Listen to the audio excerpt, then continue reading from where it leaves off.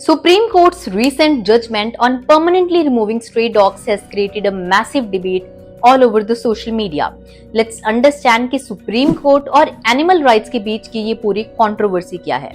दिल्ली में बढ़ते dog bite cases को देखते हुए इस साल जुलाई में सुप्रीम कोर्ट ने इस मैटर पर सुओ मोटो कॉग्निजेंस लिया और 11 अगस्त को सुप्रीम कोर्ट के 2 जजेस justice JB Pardiwala and justice R Mahadevan के बेंच ने इस पे अपनी जजमेंट दी। सुप्रीम कोर्ट ने दिल्ली म्युनिसिपल कॉर्पोरेशन को ये ऑर्डर्स दिए हैं कि अगले 8 हफ्ते के अंदर अंदर नेशनल कैपिटल रीजन में जितने भी स्ट्रे डॉग्स हैं उन सबको शेल्टर होम्स में डाल दिया जाए। शेल्टर होम्स में सीसीटीवी कैमरास के साथ ही मॉनिटर किया जाए कि किसी भी डॉग को वापस से रिलीज नहीं किया जा रहा है, नॉट इवन आफ्टर स्टेरिलाइजेशन। इसी के साथ सुप्रीम कोर्ट इस मैटर पर सिर्फ सेंटर के आर्ग्यूमेंट सुनेगा और किसी भी प्राइवेट ऑर्गेनाइजेशन या किसी डॉग लवर की आर्ग्यूमेंट्स को हियर नहीं किया जाएगा।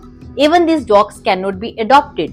सुप्रीम कोर्ट ने ये भी ऑर्डर्स दिए हैं कि कोई भी पर्सन या एनिमल राइट ऑर्गेनाइजेशन इसके बीच में आती है तो उन पर स्ट्रिक्ट एक्शन लिया जाए, इंक्लूडिंग कंटेम्प्ट ऑफ कोर्ट। इस जजमेंट के आते ही इंटरनेट 2 ग्रुप्स में डिवाइड हो गया, one who welcome this solution and others who are against this order.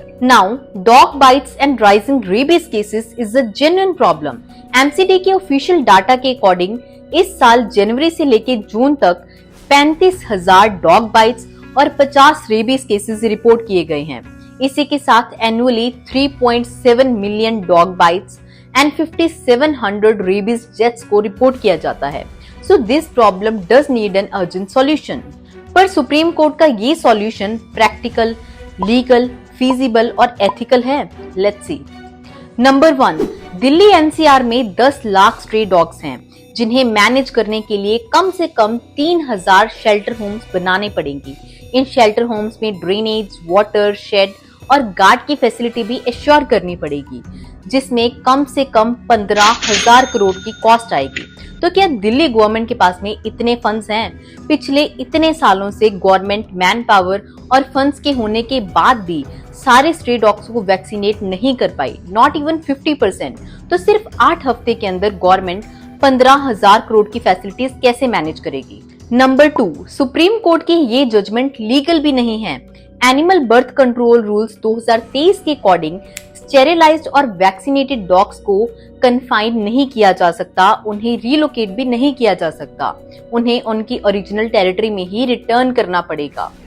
Now even prevention of cruelty to animals act 1960 के अकॉर्डिंग भी स्ट्रे डॉग्स को relocate करना इलीगल है। नंबर 3, 8 वीक्स की ये जो डेडलाइन है दैट सीम्स एब्सर्ड। इतने शॉर्ट पीरियड के अंदर शेल्टर होम्स, स्टेरिलाइजेशन और सेफ्टी इंश्योर करना फिजिबल नहीं है। It actually seems as an exercise to brush the decade-old issue under the rug. Number 4, why confine them permanently? क्या street सिर्फ humans के लिए है? एक बेसिक फिजिबल सॉल्यूशन है, vaccinate, sterilise and release them. Supreme court की judgement के against जो लोग प्रोटेस्ट कर रहे हैं, पुलिस उन्हें डिटेन कर रही है। इस जजमेंट के बाद राजस्थान हाई कोर्ट ने भी स्ट्रे डॉग्स को रिमूव करने की ऑर्डर्स दिए हैं।